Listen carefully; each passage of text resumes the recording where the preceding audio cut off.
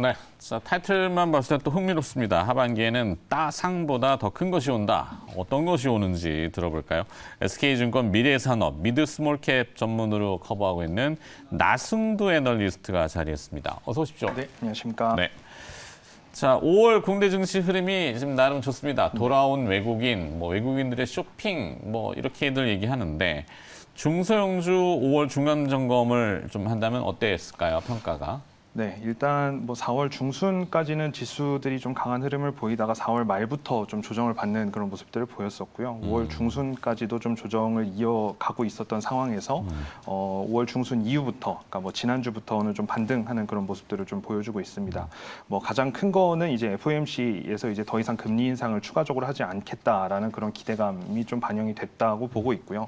5월 들어서 이제 가장 큰 리스크라고 좀 여겨졌었던 그런 미국의 부채 한도 협상이 진척이 있다라는 그런 기대감이 좀 반영이 되면서 미국 증시뿐만 아니라 국내 증시도 좀 반등하는 그런 모습들을 보였습니다. 네. 중소형주들에 대해서도 이제 외국인들이 좀 많이 이제 매수를 하는 그런 모습을 보였는데요. 특히 코스닥 중소형주들 같은 경우에도 최근 일주일 사이에는 좀 순매수를 기록하는 그런 모습을 보였었고요. 근데 이제 외국인들이 순매수를 하는 반면에 이제 개인들은 오히려 좀 매도하는 그런 모습들을 보였습니다.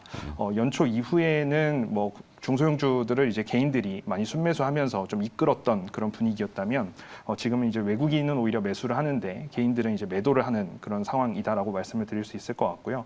이런 부분들은 개인들이 이제 본인이 의도치 않게 어떤 매도가 됐던 어떤 그런 그 이벤트들이 좀 있었기 때문에 그렇죠. 그런 부분들이 좀 악영향을 미쳤다라고 CFD 맞습니다. 이슈가. 네, 그런 부분들이 조금은 악영향을 미쳤다라고 보고 있습니다. 앞으로의 이제 중소형주 방향에 대해서 좀 생각을 해보자면 이제 섹터나 기업별로는 조금 온도 차이가 있을 거라고 좀 예상을 하고 있고요. 특히 이제 외국인들이 지금 선호하는 섹터 같은 경우에는 엔터나 게임 관련돼서는 좀 많이 순매수를 했었고 최근 하루 이틀 사이에는 이제 반도체 중소형주들 같은 경우에도 좀 많이 순매수하는 그런 모습들을 보였었는데요. 저는 개인적으로 이제 분기별로 영업이익이 개선되는 섹터나 기업들에 조금 관심을 가져야 된다라고 말씀을 드리고 있는데요. 중소형주들한테는 사실 2023년이 이 코로나19를 극복하는 원년이다라고 이야기를 해도 과언이 아닐 겁니다. 저희는 이제 마스크 벗고 이제 바깥을 돌아다니고 이런 행동들을 작년부터 이미 해왔었습니다만 사실 중소형주들 같은 경우에는 인력의 수급이라든지 원자재의 수급이라든지 이런 것들을 좀 해소할 수 있는데 좀 시간이 또 필요했고요. 네. 그러다 보니까 이제 올해부터 좀 본격적으로 이런 코로나19의 후유증을 덜어내고 본격적으로 코로나 이전으로 회복할 수 있는 그런 단계에 진입하지 않을까라고 보고 있고 그래서 분기마다 좀 이익이 증가하는 그런 기업들을 선별하고 그런 섹터들에 대해서 좀 주목을 해봐야 될 필요성이 있다라고 좀 그렇게 말씀드리고 있습니다. 네. 자, 이제 종목별로 좀 살펴봐야 될 것 같은데요. 먼저 솔루엠이라는 기업이 등장한 것 같습니다. 어떤 기업인지 시청자분들께. 네, 솔루엠은 이제 전자기기 부품 기업이라고 말씀을 드릴 수 있을 것 같은데요. 일단 이 솔루엠이라는 기업이 어떤 기술, 어떤 본질의 기술을 가지고 있는지에 대한 부분들을 좀 먼저 짚고 넘어가야 될 것 같습니다. 네. 최근에는 이제 ESL이라고 불리는 전자 가격 표시기 가 많이 부각이 됐었습니다만 원래 이 회사가 가지고 있는 본질은 우리가 보통 이제 트랜스라고 부르는 이제 트랜스포머, 그러니까 전원 장치, 작은 변압기라고 보시면 되는데 이런 트랜스포머를 좀 작게 만들 수 있는 기술을 가지고 있는 것이 이제 솔루엠의 본질 기술이다라고 보시면 될 것 같고요. 과거 이제 연세 드신 분들은 일본식 표현에 맞습니다. 옳지 않은 표현입니다. 네. 노란스라는. 맞습니다. 네.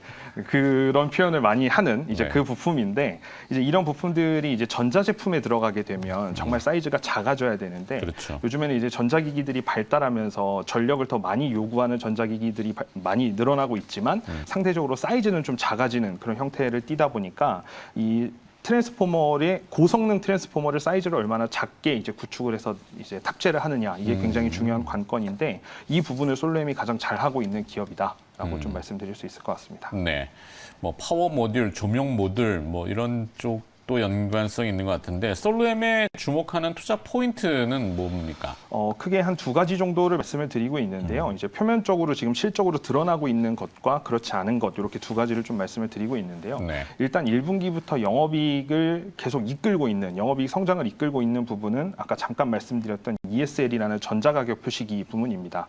쉽게 얘기하면 저희가 이제 마트 같은 데 방문을 했을 때 네. 가격표 같은 것들이 이제 원래는 사람이 다 수동으로 교체를 했다면 이제는 전자식으로 이렇게 바뀌어서 자동으로 이제 가격을 변화시킨다든지 또는 어떤 정보를 띄운다든지 이런 형태를 이제 구현해낼 수 있는 것이 이제 전자가격 표시기인데 네. 아무래도 코로나19 이후에 뭐 인력 수급의 문제라든지 또는 이제 IT 기술의 발달로 인해서 한꺼번에 이제 이런 가격들을 변동시킬 수 있는 그런 구조들이 좀 만들어지다 보니까 나름의 어떤 그런 틈새 시장들이 계속 외국에서는 형성이 되고 있었고요. 이 부분을 이제 솔로엠이 침투를 하면서 현재는 글로벌 2위까지 이제 지위가 올라온 그런 상태이고 이 전자가격 표시기를 도입하고자 하는 대형 브랜드 마트라든지 뭐 국내외에서 이런 전자가격 표시기를 도입하고자 하는 시도들이 좀 늘어나고 있기 때문에 이 부분이 일단 실적을 계속 이끌고 갈 수 있을 것이다 라고 해서 ESL 부문을 좀 투자 포인트로 보고 있고요. 두 번째 부분은 앞서 말씀드렸던 그 트랜스포머와 관련된 부분일 것 같습니다. 네. 이 회사가 이제 갖고 있는 기술이 이런 전력 부품을 다루는 기술이다라고 말씀을 드렸더니 앵커님께서도 뭐 그 조명이라든지 네네네. 여러 가지로 파생되지 않냐 이렇게 말씀을 주셨던 것처럼 이 전력 모듈 부품 같은 경우에는 여기저기 많이 이제 쓰임새가 다양하게 늘어날 겁니다.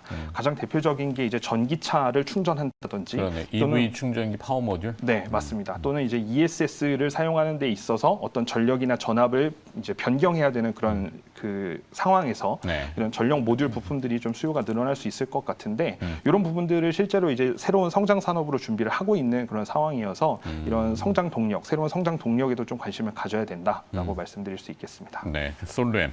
그러니까 이 무인 점포도 요즘 많이 늘어나고 캐시어분들도 조금 없이 그냥 지나가면서 태그로 다 뭐 RF 맞습니다. 네. RF 네, 네, 그걸로 다 이제 결제되고 막. 맞습니다. 네.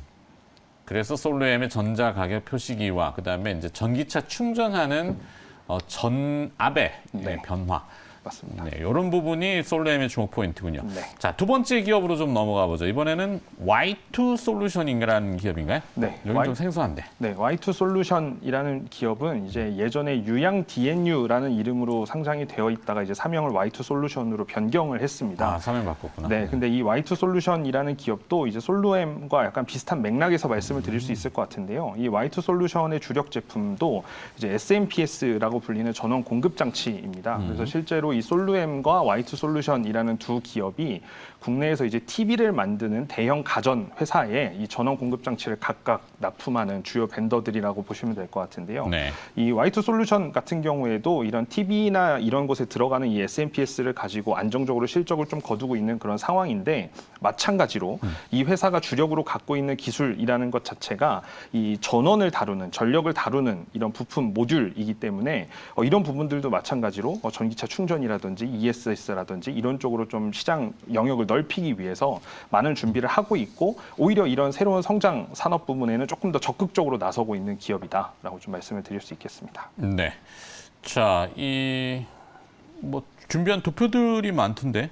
전기차 시장이 네. 커감에 따라 충전 시장도 확대되고 있는 거는 뭐 자명하고 충전 시설이 아직도 기반적으로 좀 많이 부족하다 그러잖아요. 맞습니다. 네, Y2 솔루션이 그 혜택을 받을 수 있습니까?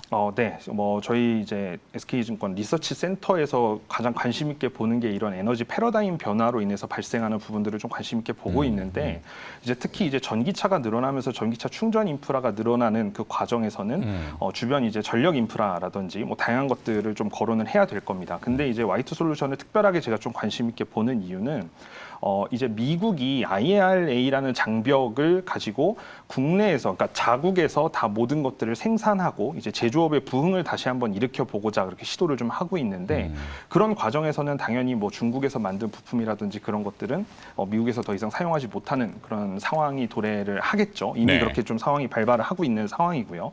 뭐 국내 2차 전지 셋업체들 같은 경우에도 미국에 실제로 공장을 짓고 뭐 그쪽에서 이제 생산을 해서 납품을 한다 이런 계획들을 갖고 있는 것처럼 이 Y2 솔루션 같은 경우에는 이미 올해 초에 있었던 그 CES 2023에도 참여를 해서 이 전기차 충전 인프라, 미국에 이제 구축이 될 전기차 충전 인프라에 본인들이 급속 충전기용 전원 공급 장치를 얼마만큼 잘 공급을 할 수 있고 기존에 이제 중국산 부품들을 대체할 수 있는 방법들이 이러이러한 것이 있습니다라는 어떤 그런 행사들을 이미 참여해서 많이 언급을 하는 그런 모습들을 좀 보였고요. 네. 이 IRA 같은 이런 무역 장벽들에 대해서 상당히 좀 이해도가 높다라는 그런 생각이 들어서 상대적으로 조금 그런 더 그 수혜를 많이 볼 수 있는 그런 기업이 아닐까라고 좀 그렇게 판단을 하고 있습니다. 네.